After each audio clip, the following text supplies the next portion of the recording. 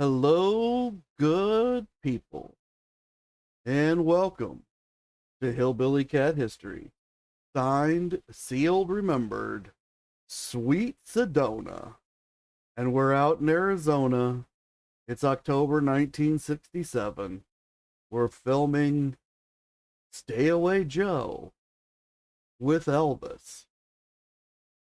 But luckily, we're not going to stay away. We're going to find out exactly what happens out here in Arizona.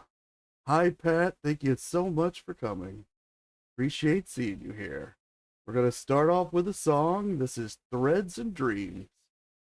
And when we get back, we're going to get into the filming. Stay Away Joe.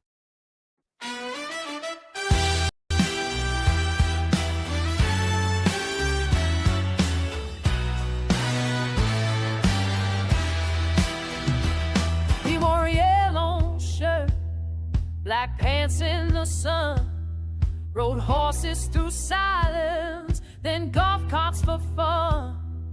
A ranch just 10 miles from the mansion's bright gate, where the myth met the morning and time learned to wait. George fixed the brickwork, the pipes in the ground, lit BP on shirt where no spotlight was found. Donna kept diaries, snapshots ahead of a father who labored, of a myth made by men. He didn't ask for gold, didn't dream of a crown, just a place to be still when the world spun around. In the hands of the quiet, in the stitch of a scene, he carried the weight of a half-finished dream. The holster was worn, the leather was cracked, BP etched in thread, no glory attached. Mike shaped the saddle, the belt and the Lord, so Elvis could ride through a myth he adored. He didn't ask for gold, didn't dream of a crown, just a place singing still, decoration out in the hang out the pride, the mistakes on the sea. We drained the weight of the hearts and his teeth.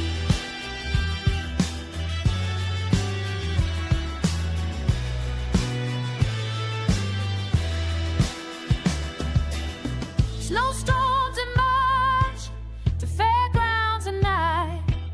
He chased peace in motion and shadow and light. And Priscilla saw him silhouette aglow, breathing in twilight, steady and slow. He didn't ask for gold, didn't dream of a throne, just laughter at breakfast, a place to call home. In the hush of the ranch, in the hands of the crew, they found what was real, and he gave it to you.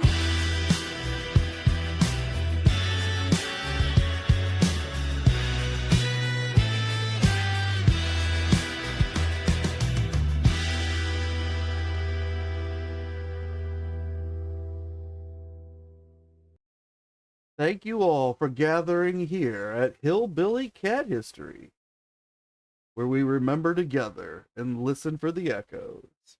And today we're going to hear some echoes from Arizona as we film Stay Away Joe.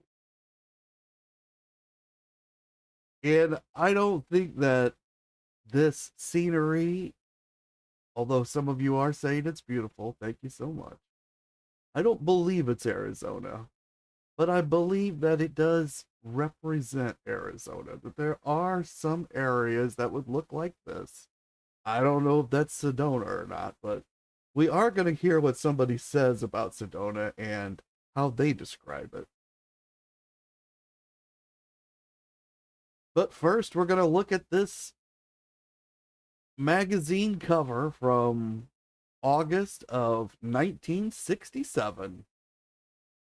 And it's got Priscilla and Elvis, and this is when they were getting on board Frank Sinatra's Learjet, the Christina, in order to fly back to Palm Springs after their wedding. And on this front cover, we can see that it's got the top story. We find Elvis's other love and why he has to hide her. So they're showing a picture of Elvis having just been married, but they're saying that there's another woman out there and they're going to tell us who she is. Now, we know we've already been through Elvis's life during this period. We know that if there are other women, they're Nancy Sinatra and Anne Margaret, Anne, who we saw for a day, and they had a special reconnection, but nothing really happened. And Nancy Sinatra, who they kissed, but nothing more than that happened, although Nancy did love Elvis. And we're not really sure of anything else that's happened, but this magazine wants us to believe that something did. And I bet they sold a lot of magazines with this cover.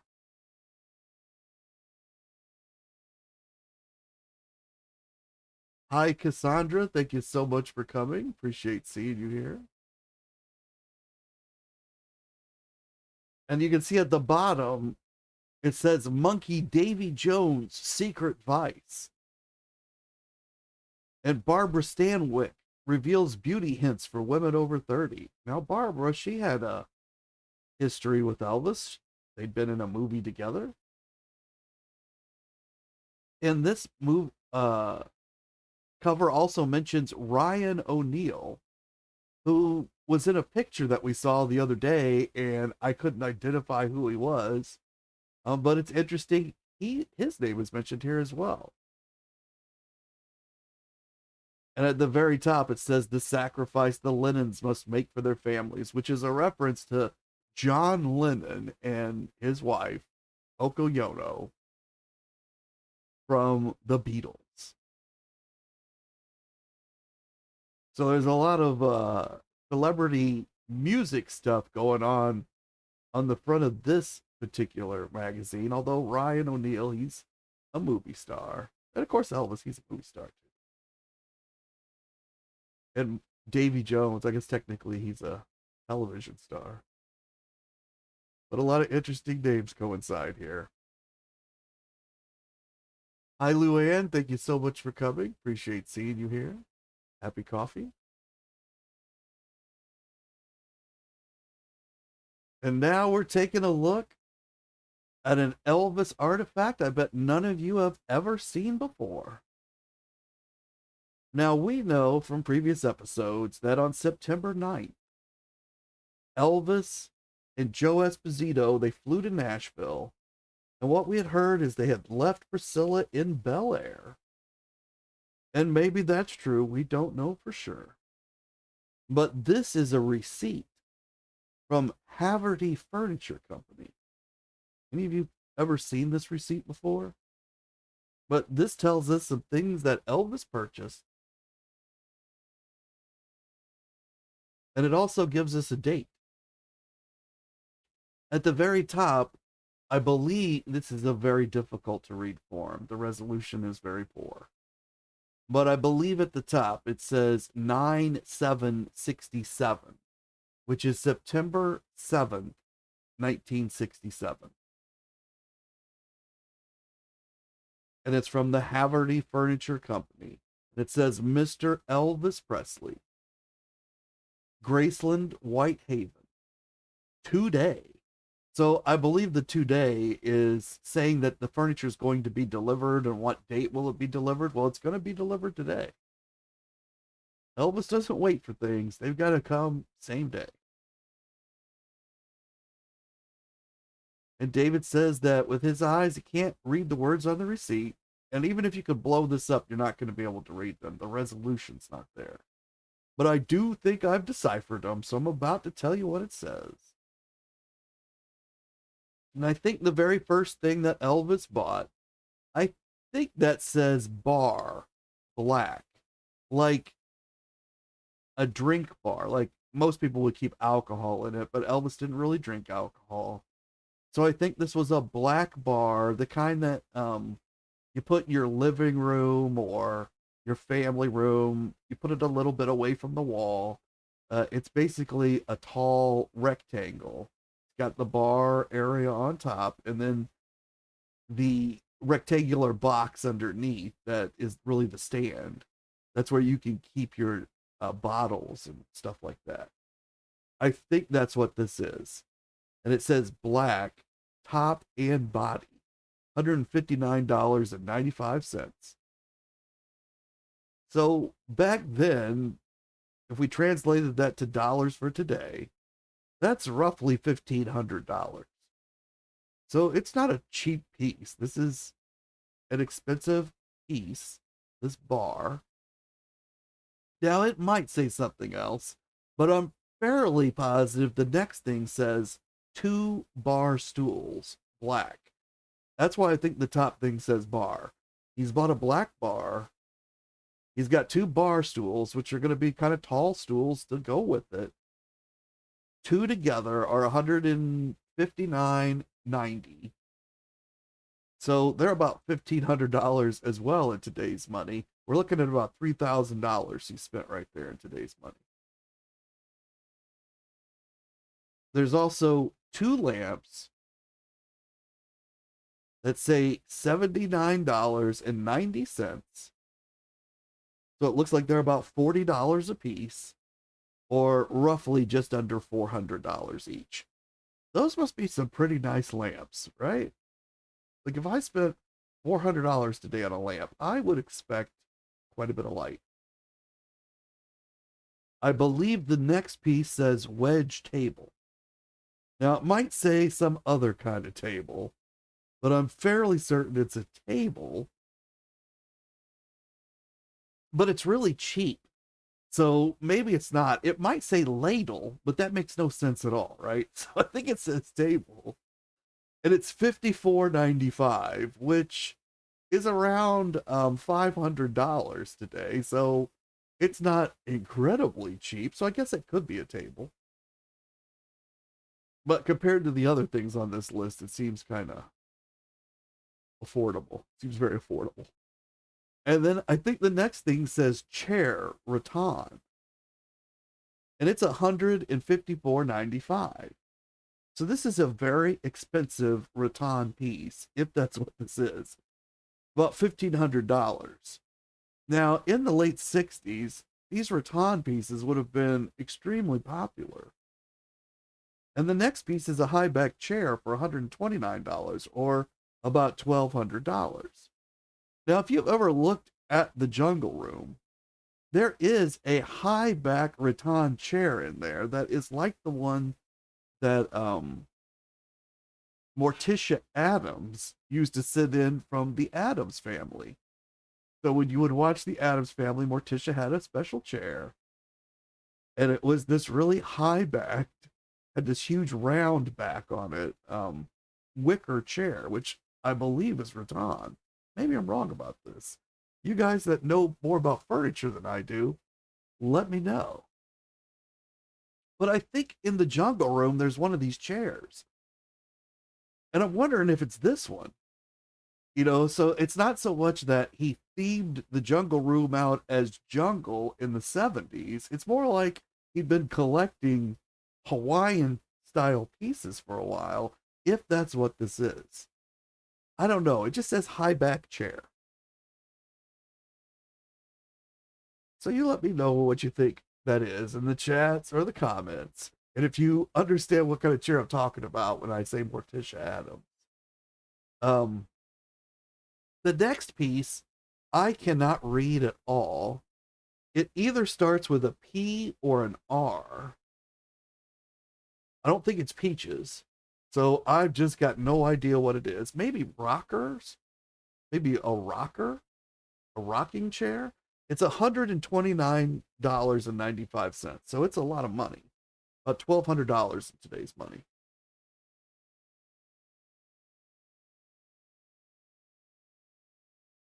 And Pat says that Elvis always bought the best. That's true.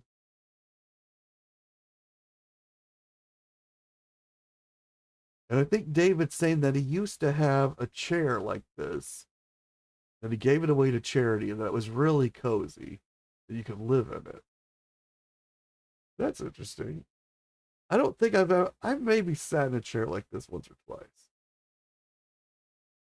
And the very last item is an end table for $49.95, or like $490 today. Fairly expensive end table. And altogether, Elvis has spent $919.50. They charge him $36.77 in tax. He ends up spending $956.27, which is today over $9,000. So it's a fairly fun trip to buy a lot of nice furniture. I don't know if Elvis actually goes there. I'm assuming he does, and he just points out what he wants. But it's possible he just called him and said, "Hey, I want stuff that looks like this." And maybe he had a catalog or something. I have no idea. But what we do know is at the very bottom, and this is the part we're probably most interested in, although all of it has been fascinating. But there's a signature, and it says Elvis Presley. So it appears that Elvis himself signed this. I can't say for sure that that's Elvis's signature, as I am not a handwriting expert. However, somebody delivered this furniture, and whoever that was, they had to, I think, get the signature, or whoever sold this stuff had to get the signature on there. Somebody had to collect the signature. And that means either somebody is complicit in the fact Elvis didn't sign this and someone signed for him. In which case, if that had been me, I would have wanted their signature under it, saying I'm signing for Elvis Presley. Or the person recognized this as Elvis, and that's why he signed. Like, if somebody delivers something to your house, they don't normally walk away. You know, if a woman signs a man's name, that's not normally allowed. And back then, I think it would have been even more difficult to get that in. So it feels like Elvis signed this himself. And that he was in Memphis on September 7th, 1967, 2 days before he flies to Nashville. And it certainly seems crazy to fly to Nashville from California. So I kind of feel like we got some wrong information, and that Elvis does fly to Nashville, but it's from Memphis and not from Bel Air, where he leaves Priscilla. Now, I don't know that Priscilla's not already out there, and I don't know that the following day they don't fly to Bel Air and then Elvis flies back to Memphis, but that's a lot of flying that he would not have had to do. Pat says that it does not look like Elvis's signature. It kind of doesn't, right? It kind of does not. So it does kind of feel like maybe somebody else signed it. And maybe this isn't proof at all that Elvis was there. I think it is proof that he paid for the furniture, and he got the furniture in Memphis, though. And again, how did they know what he wanted if he wasn't there to point it out? So I just don't know.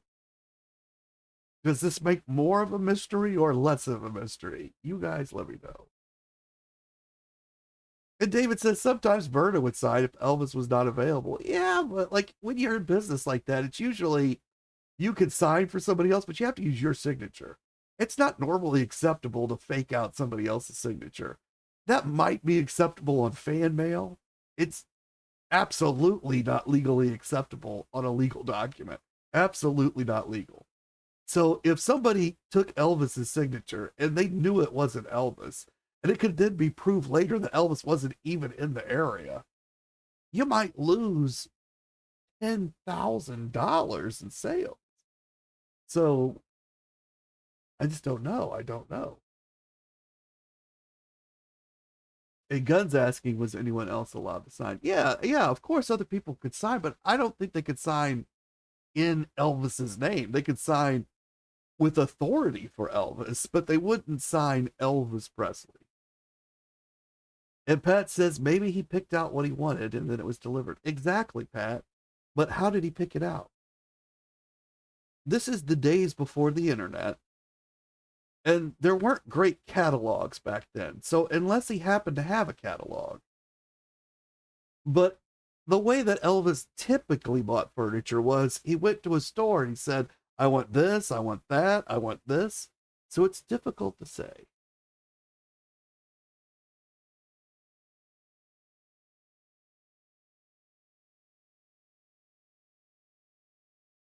But then we're going to move on to Stay Away Joe, which starts in October. So it's about a month after he got that furniture. And I wonder, do we see that furniture when you walk through Graceland? I don't know exactly what furniture it is. But as we move into Stay Away Joe, we saw yesterday that Elvis had to record some very mediocre to very, very bad songs, even though there were only four for this movie. One of them was Dominic. He had to sing it to a bull. Even the Colonel went to the guys at MGM and said, don't know how good this movie's going to come out because you gave him this material. We did our part. We showed up. Elvis did a great job, did everything he could with it, but the material was lacking when it came to us.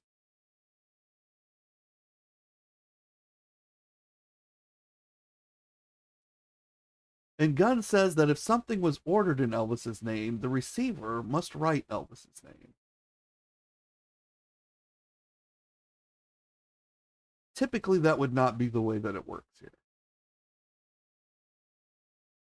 Typically, the guy who's going to deliver this furniture, he's going to be a truck driver.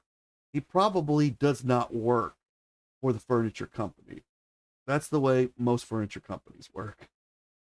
There's other people that drive trucks and you contract through them. So he's now accepted a load and he delivers that load at Graceland. Somebody signs for it. Now it's his responsibility to ensure that he sees some kind of ID that this person is who they say they are. Now, in this case, he probably knows who Elvis Presley is. Now, Elvis could have been standing there and somebody else signed it. I guess that's possible. But normally, they would force you to write your name as well, so that when the signatures don't match, there's an indication of why they don't match. That's missing from this form. That doesn't mean Elvis signed it. But because of the way Elvis normally picked out furniture, feels like he was in Memphis. So it seems like he would have signed it when it showed up because he might have been available. But I can't prove that. I can only show the document. And I do agree, I don't think it looks like Elvis's signature either.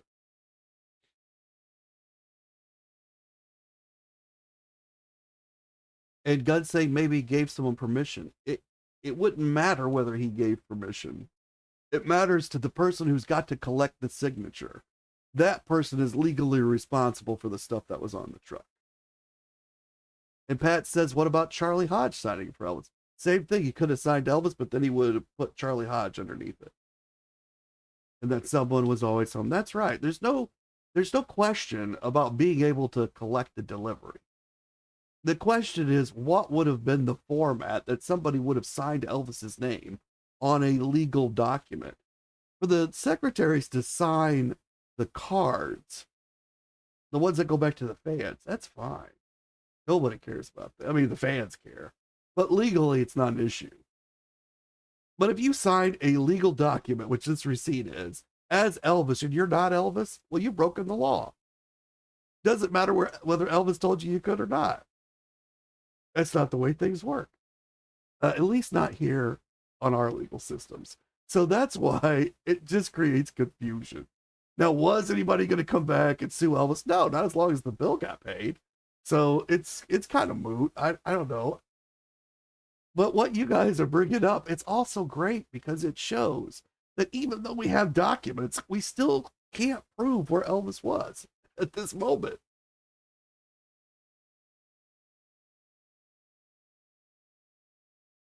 And Pat says maybe Elvis told him who was going to sign for it. That could be fine, but I think they would have signed their name. It just makes you wonder, right? It's just another mystery about Elvis. Does a document clear anything up, or does it just create more confusion? But we know that here on Stay Away Joe, that Elvis has not been happy with the song so far. We know that there's been script problems in the past with some other movies, and maybe one of these scripts that he was not happy about was this one that he was about to film. And maybe that was all the way back in March when he got mad about a script right before Clambake was filmed. And Pat says that money meant nothing to Elvis. That's true. Money did not mean anything. He loved the things that it could bring, like the protection and caring for his loved ones and the ability to come together in friendship. Now, one of the reasons that Elvis might have been very excited to do Stay Away Joe, even though he got disappointed by these 4 songs, the reason he might still have been excited is that this script was not just written from nothing. It came from a book, a novel that was published and written by, well, it was written by Dan Cushman, published by a different publisher, but written by Dan Cushman in 1953. And it was a huge success. It even became a Book of the Month Club selection. And what that means is at the time there was this mail order book club. And basically you signed up for it, and every month they sent you a new book. And the gimmick was the first couple of books were really cheap. And then the next like 10 books you were required to buy by the contract were very expensive. But a lot of people ended up with a whole lot of books this way. And that means that this book made it into a massive number of hands and was very popular. And now we're talking 15 years previously, 13 to 15 years previously. So now Elvis is getting to make a movie based on that book. And so he's probably very excited because the book didn't have anything to do with songs or anything. And it's kind of like King Creole in this way, which was also based on a book. And that probably signifies some kind of quality to Elvis.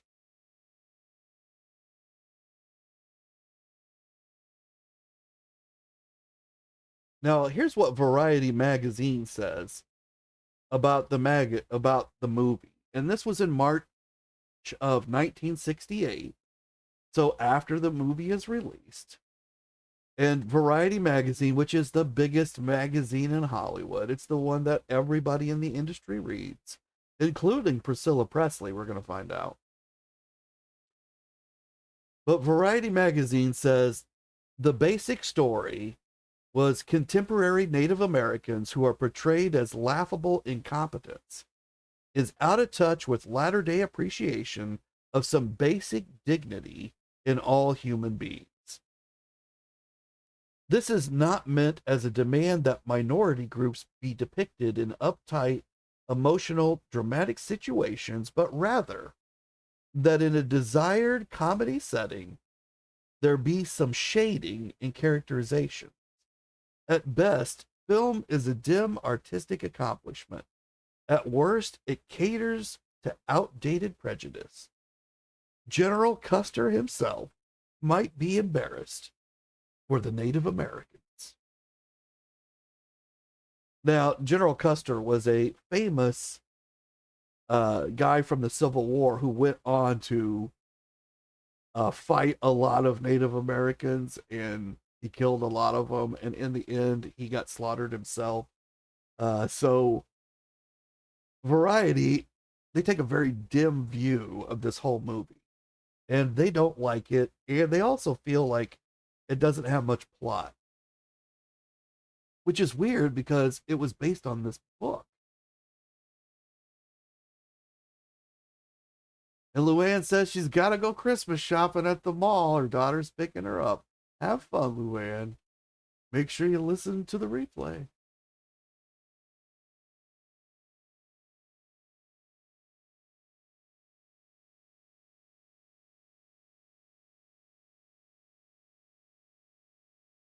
And so somebody who was in this movie, well, they've got something to say about it too. And they're not so concerned with the plot. This person, we know, it's Sonny West. So Sonny has returned. He's back with the Elvis group. He's rejoined for this movie. And what he says is, Stay Away Joe was one of my favorites because of how much fun I had working on it. Not only with Elvis, but with the director and the cast. And Gunn says that this movie does have an embarrassing story.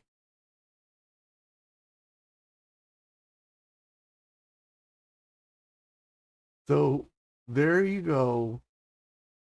It may have had an embarrassing story, but Sonny West, he still had fun making it. So I have to hope that Elvis also had fun making it because, you know, if Sonny was having fun, hopefully Elvis was. And on October 9th, 1967, principal photography began on Stay Away Joe.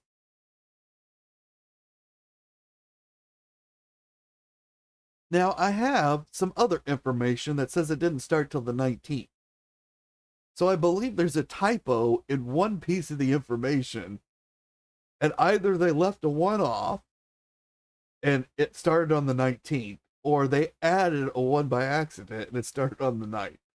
I'm going with the 9th right now because it makes a lot more sense.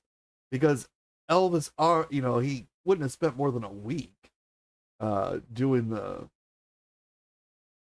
soundtrack. And Sonny West says Elvis reported to the set looking as fit as I'd ever seen him. He weighed about 165 pounds, was tan, and looked relaxed and happy.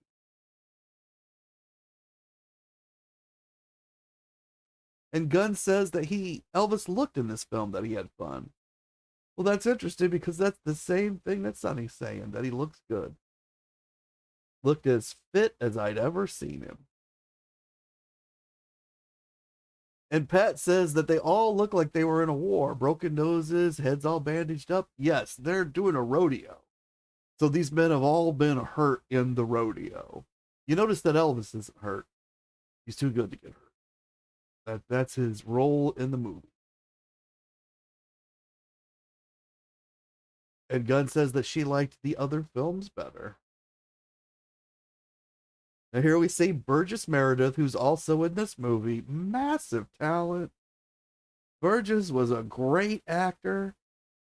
If you see that Burgess is in a movie, it's worth watching, no matter how bad the movie is, just to see Burgess. And at this time, he's very popular because he's appearing on television as the Penguin in the 1966 Batman television series, which is still going strong at this moment, I believe. Now, Burgess only has a bit part. He only is a guest star on the show. So he's plenty of time to come and do movies like this. And Pat says that they've been riding a bull.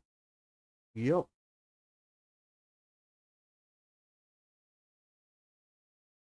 And Peter Goralnik, he says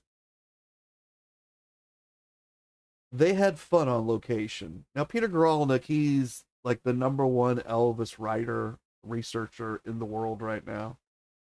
And he says they had fun on location. The Colonel clowned around, having his picture taken in the pool with several days' growth of beard and a mean snarl on his face.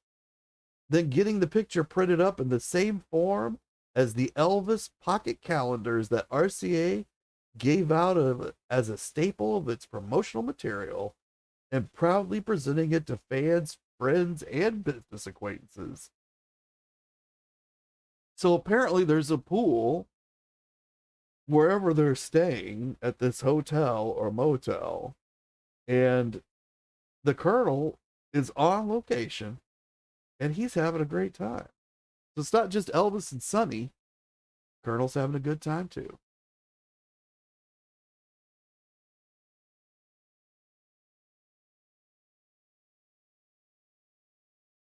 Here we can see Burgess again and his character from this movie. And we saw this one yesterday as well, where Burgess looks a little feisty. And we look at this picture. Well, there's another guy in it that we know. There's Elvis, and there's a guy with, I think he's wearing a really small cowboy hat, or there's a guy behind him with a cowboy hat on who's just in the right place to make it look like this shorter man is wearing a hat. But this guy is Charlie Hodge. See that he's playing a guitar. So whether he's on stage in the 1970s or he's here in this movie in 1967, Charlie's got a guitar.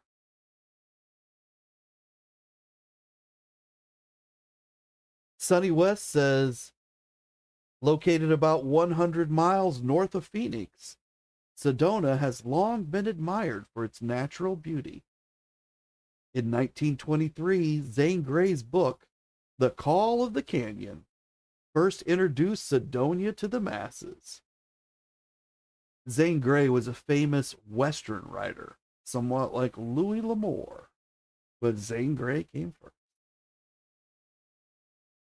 I've read a few Zane Grey novels. They're not bad if you like Westerns. And when I say not bad, they're good. They're very entertaining.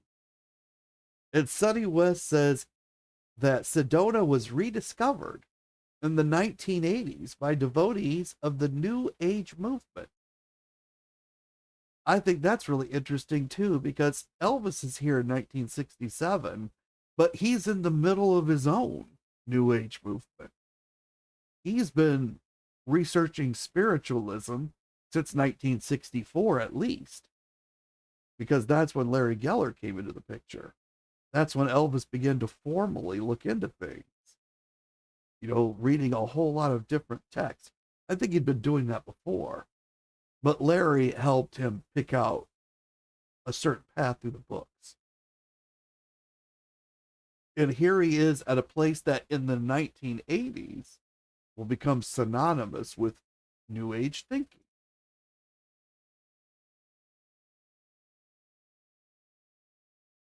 And Pat says that Charlie's been by Elvis's side for a long time. Yeah, by this point, he'd been there for 7 years. Because he'd been with Elvis by this point since 1967. So by 1977, it will have been 17 years.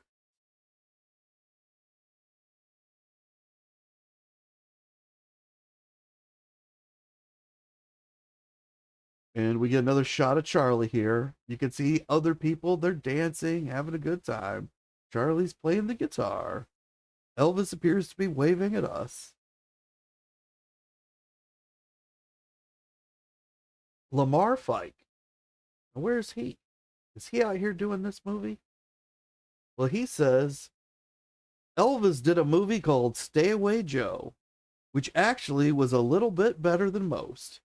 But in one scene, he'd been sleeping under a house, and when he came up from under it, with his hair combed, every hair was in place. So Lamar has something to say about the realism of the movie. This is all I can find that Lamar says about this movie. So my feeling is Lamar is not here. I can't prove that at this moment, but he doesn't have much else to say about the movie. He has nothing else to say that I can find. And this one quote sounds like he watched the movie, not that he was part of the making. Pat says that all these people look like they're having a blast.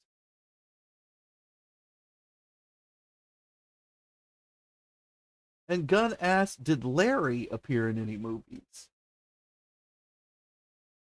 Good question, Gunn. I don't think I've ever seen a still shot of Larry in a movie. But Larry came after the others all joined the Screen Actors Guild, which Elvis paid for. So, and because we know that there was a problem between all of the guys and Larry at the end of 1964 when they did not ask Larry to chip in on the Bible with the tree of life in it. That indicates to me they weren't very friendly with Larry at all and hadn't been during that period. So it seems unlikely to me that any would have said, hey, we can get you the Screen Actors Guild card and you can start sharing this money with us. And you can get bit parts in the different movies. So my feeling is he didn't have that card and therefore he couldn't do it. I don't know that for sure, but that's just kind of the way I'm thinking about it in the moment.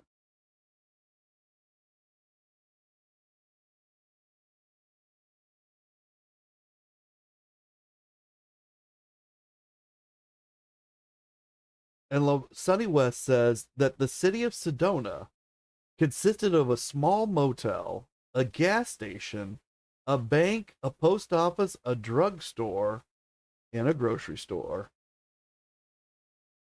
So there's like 6 buildings make up this city.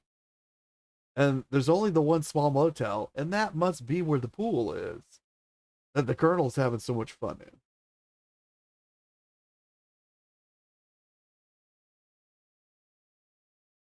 And we can see this picture of Elvis with a bunch of bottles of alcohol in his hands, which was unusual for Elvis, very out of character for him. And I find it interesting that he portrays this kind of drinking in a movie. This is probably as far from family uh, uh, fare as I've ever seen him go. Right? Like, I don't remember 1, 2, 3, 4. He's got 5 bottles of alcohol in his hand. But it was the 1960s and everybody drank at the time. Kind of like smoking. So I'm not saying there's really anything wrong with it. I just find it unusual that he's pictured here with these bottles of alcohol. And here we see he's in front of I think that's a Chapman truck.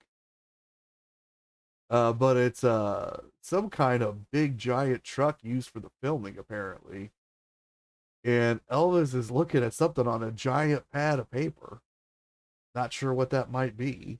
Maybe they are showing him the blocking for the scene, or not really sure. It's not the script. And Pat says that maybe it was in the script. Well, absolutely, Pat. The holding the bottles of alcohol was in the script. It's just such an unusual thing to have Elvis do. Like, I might have written it out in the script just so it wouldn't have been there, but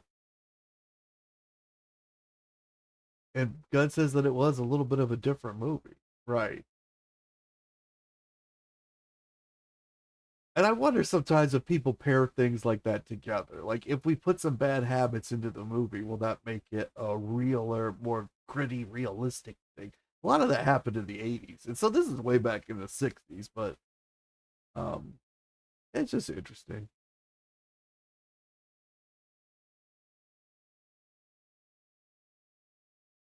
And Pat says that could be a map Elvis is holding. Yeah, maybe it could be. That could be a map. It's big enough.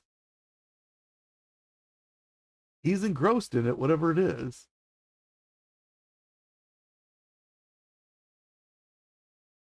Well, David says I'm picking faults because I'm saying that Elvis is a beer drinker. That's not what I'm saying, David. Sorry that you're taking it that way, but that's not what I'm saying at all. I'm just saying it's an unusual image to connect to Elvis. And Gunn says that somehow she could not relate to Elvis in this role. And that's kind of what I'm pointing out. They've done some things that push Elvis away from the family center, I think, of the other movies. And perhaps they felt like that was making it more of the drama that Elvis really wanted. But I think his real issue with all of these movies is he's got terrible writers. And if they could have got different writers, I think the whole experience could have just been so different. But it seems like nobody was able to identify that was really the problem, which just seems weird too. And Cassandra says that Elvis deserved a better script and songs than this movie. Yes, and that's been my theme in all the past episodes, that it's not the money that's spent on the movie, because the money's comparable to movies that are raking in huge rewards, not money necessarily, but accolades. They're winning dramatic awards, like The Graduate has the same budget as these movies, maybe just slightly more, but it's not the talent. He's got Burgess Meredith in this movie, but it's absolutely the songs, the writing of the songs, and the writing of the movie. And Gunn says that Elvis was away from himself in a way in this movie, and he must have felt it. I think so too. But I think he might have also been able to see it as it's a step in the right direction. But then it would have been a really disappointing step in that direction, I think, by the end of it. And he would have had to fall back on the fact that he had fun while he was making it, like Sonny's saying. But he's fallen back on that in the last two movies that we've seen. But I think their scripts were significantly better than this one, and they weren't really great scripts. And Pat says, wasn't Elvis getting bored of doing these movies at this time? I think it was a script issue. I think he was definitely bored of these scripts. But he had everything else in place. It was so close. That's what I want to point out, that it was just so close. And Gunn says maybe he thought it was fun to make something different just for fun. I definitely believe that's what he went into it with. And they're on location. He's out of the studio. This is so much like King Creole. And it's exactly 10 years after King Creole. Not exactly. Slightly less, because they did King Creole early 1958, but it's so close. It's almost a decade. Exactly. And here we can see Elvis on a motorcycle in this movie, looking really good in this picture. And Peter Guralnick, he says that the Colonel bought some ponies and he presented them to Elvis as a gift. And Alan Fortis and Mike McGregor came out to pick them up and take them back to Memphis. So Alan Fortis and Mike McGregor from the Circle G, they got to come out here to Arizona and spend at least a little bit of time. I'm sure they all had some fun together for at least a day, if not a couple of days. So the Circle G traveled to Elvis in Arizona. What do you guys think of that? Pretty amazing, right? And do you guys all remember when we talked about these ponies way back a long time ago when we started this series? We found out that the Colonel had gifted some ponies to Elvis, and that Richard Davis had rode one of them, and it was really funny because he was really tall. I think these must be those ponies. So it's not like the Colonel sent them to the Circle G. It happened later in the year, right here. And Alan and Mike came and got them and took them back to the Circle G. So I kind of think the story about Richard riding them is here in Arizona. And we're going to see that Richard's here. Richard's on set.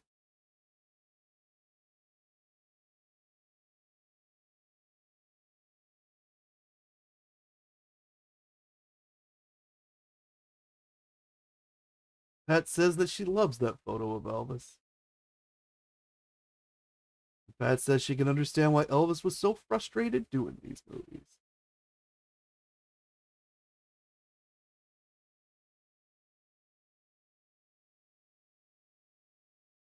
And Gunn says that she didn't like the movie, but Elvis did look amazing in it. And so if we think back to Clambake, there was a lot of talk about how Elvis was out of shape and did not look good in that movie. And we saw that Elvis was had a massive amount of serious stress and other issues going on at the time. And we heard the stories that Elvis was eating a lot of bread straight from a bag while he rode around on a horse. And I'm thinking he didn't just eat the bread, he still ate his regular meals. So he had put on that comfort weight through that comfort eating of the bread. But here we are after he's gotten married, and he looked really good when he got married, but now that he's after getting married, he's looking even better. So it seems like whatever issues he was working out in January, February, and March, they apparently disappeared by the end of Clambake, or began to disappear one by one. Somehow the stress load lightened, even though we've seen it's still very heavy. And by this point, it's reflecting all through his body, right? Like he looks great. And this has all been just in a few months that we've been studying him since January. We're in the 10th month of the year. And Gunn says, and yet Clambake was so good, and she didn't know that he didn't feel well. And he couldn't have felt well during Clambake because he just had that concussion. That must have made him feel terrible. We know he had fun with everybody there once they got to filming, but that was a rough time for him mentally and physically because of that concussion. Also rough physically because of the weight that he put on and then he took off. And we know that he was using some pills to get some of the weight off. So rough period on his body. And yet here we are in October and he's looking good, looking real good. And Pat says he was doing karate at this time. Yeah, and we saw in the films from when they traveled out to do Speedway, and they had stopped the buses, and they all are the bus in the cars, and they got off, and Elvis was practicing the karate, and they were all throwing punches at each other. So he's definitely doing his karate during this period.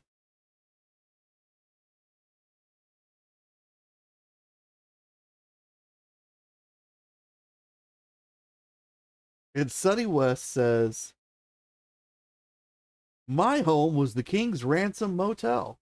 So Sonny tells us this one motel in town, it's the King's Ransom. That's kind of odd because there's a quasi museum now that's called the King's Ransom Museum. I don't know if any of you've ever heard of it, but has a whole lot of Elvis stuff. At least it used to. I think it's like a traveling museum, perhaps, and and of course, I don't know a lot about it. I've just seen pieces that it has of Elvis's, and it's called the King's Ransom. So there's an interesting connection there. And Sonny says that I stayed with a handful of other actors, including Burgess Meredith, Katie Urado, Quentin Dean, Joan Blondell, L.Q. Jones, Henry Jones, Michael Lane, Warren Vanders, Douglas Henderson, and Thomas Gomez. And I have to admit, I do not recognize any of those names other than Burgess Meredith. But in the next episode, we're going to get to meet a few of them in more detail. We'll get to learn a little bit about them. And Sonny says that some of us mostly pass the time hanging out at the pool and playing cards when we weren't working. So they must have been hanging out with the Colonel out there at the pool. But that's where we're going to leave it for today. We're going to come back tomorrow there. Going to learn a little bit more about these actors and the people that Elvis is making this film with, including the director, who Sonny knows. And we're going to hear something from Peter that Sonny's going to say, no, it wasn't that way at all. So stay tuned for that in the next one. But for now, I'm going to leave you guys with a song. And this one's going to be Christina at Midnight, about Elvis and Priscilla sneaking out of their Palm Springs home and jumping on the Christina, which was Frank Sinatra's Learjet, so they could fly to Las Vegas to get married.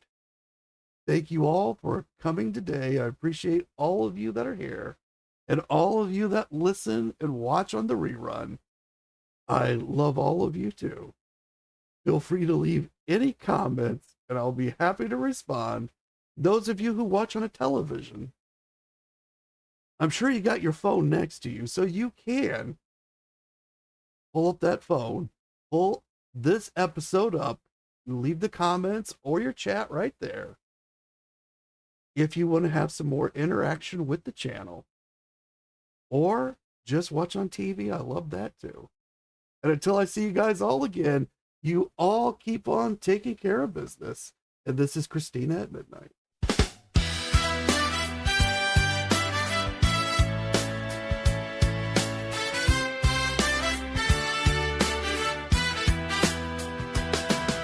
Slipped out the back with a bullhorn hop over stucco walls where the flashbulbs stop.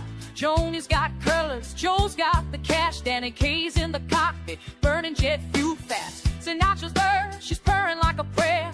Christina's wings cut the desert air. Red's not on the list, he's pacing the floor, while the collar's got the press in a ballroom wall. Rona's got a sin and a Polaroid grin, but the ring's in a case with the diamonds grinning in. $15 for a license and a lie, while the best men shine with a bullseye tie. Blinded by the flight, wrapped up like a vow in the Vegas night.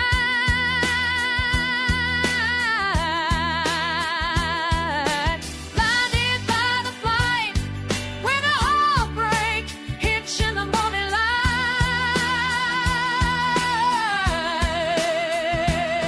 Oh, we were flying on a secret stream to a chapel dream, but the brother got burned by the wedding machine.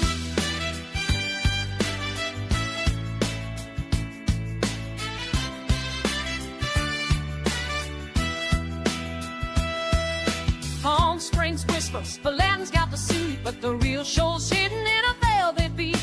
Mama's flown in, Daddy's eyes are wide, while the Memphis boys are split on the right. Livich opens up his velvet chest, bullhead complex diamonds in the west. But Red's got a wound that won't sit still, he's shouting down love from the windowsill. Color's got a script and a phantom plan, he's dealing out silence with a sleight of hand. You got too many, he says with a grin, let go of the love if you want to win. Blinded by the flight, wrapped up like a vow in the Vegas night.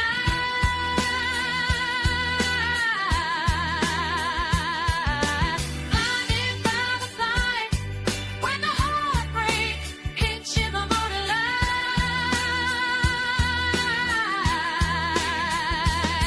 Oh, we were flying on a secret stream to a chapel dream, but the brother got burned by the wedding machine.